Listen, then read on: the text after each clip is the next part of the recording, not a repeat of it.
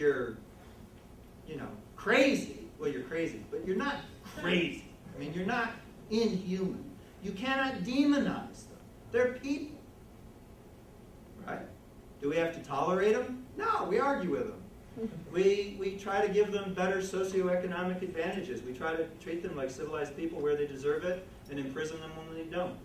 Right? I mean, we have to treat them the way they ought to be treated, even if they're not quite ready to be treated that way. We have to live according to humanist principles. I'm not a relativist.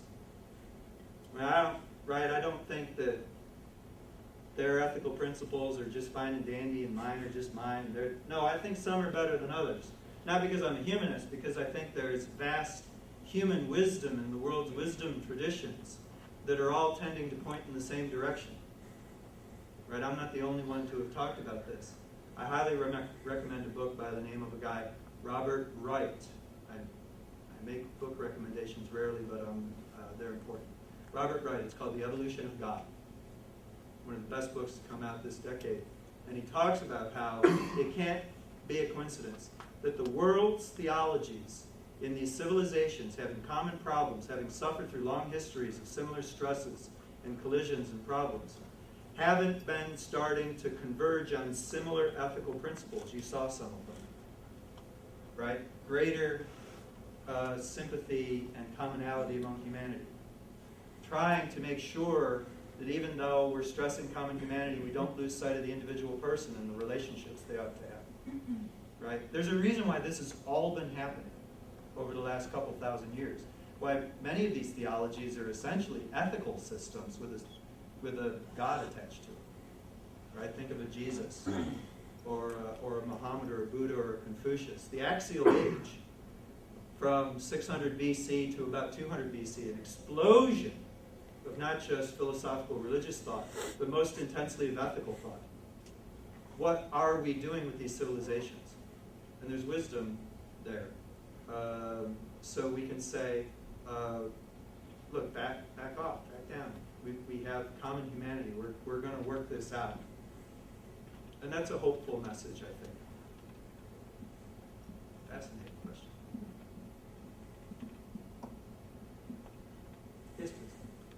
So we've been talking about how science is sort of does a certain job of answering empirical questions, and things like religion and humanism are working on other things. And I get the sense that your thought is that humanism could eventually, or effective or whatever, take over all the responsibilities that religion's been doing. Theoretically. That's the claim. Maybe an ideal. It's clearly an ideal. At least three things would have to be essential. One is the humanist ethics / aesthetics. This sense that we have moral principles and we have this organic sense of wholeness, social, natural, that can guide us and tell us about the future, our hopes for the future. Right? Second, the political structure of democracy. Democracy is far from perfect, but I think it's the best form of government yet invented. Should we impose it on everybody else right away? No. I'm tough, right? If you come away with anything, these are long stories. These are long, it takes a long time. You cannot responsibly achieve in the short term through violence what needs to be done in the long term through sympathy. Right? You need to use democratic means to democratic ends. So what this means is we've got a lot of work to do on our own democracy, but nevertheless, that's the political form of government humanism is trying out right now. And then the third one is the naturalistic worldview with science at its heart. Right? So what does it leave out? It leaves fear for your immortal soul and the desire of an afterlife. But if those two things are cultural constructs too, right, that leaves open the possibility that a humanistic culture wouldn't make you think you had that in the first place, right? Any more than, you don't think your body's fluids are composed of the four humors described by medieval doctors, and I use the word doctors, right? You don't believe that anymore. It's been replaced, right? So these cultural constructs can be replaced, if not eliminated. That would be the start of it. That would be the project, right? Is it going to happen soon? No. 5 billion people on this planet right now are pretty much content with their paranormalism / supernaturalism / ignorance of science. That's long odds, right? So, but I think we have to think long term. Yes, please. One thing I've noticed, like, around me dealing with religion is that a lot of, like, the major religions, this is the idea that the world's coming to an end. Like, it's kind of like this pressure, like this, like, I don't know how to describe it, but, like, with Christians, with the, a lot of, the rapture and the, end of world minded, and, like, the talks of, like, the red heifer being slain, and then that's going to start the war between the Jews and the Muslims, and then the whole NWO, Illuminati scare that's going to bring forth the Antichrist, going to bring the end of the world. Like, I've been hearing a lot of these theories that are leading to the end of the world, or like these end of the world scenarios. Is that something you should be concerned with? Like, is that something you should, like, where should you be concerned with that? Is that just where religion naturally goes, or is that something that you should really, like? If those sorts of ebbs and tides of missionary fervor, or religious awakenings, or millennialist, right? The millennium is coming, Armageddon scenario, right? If that were only a cultural religious phenomenon, it wouldn't bother me so much.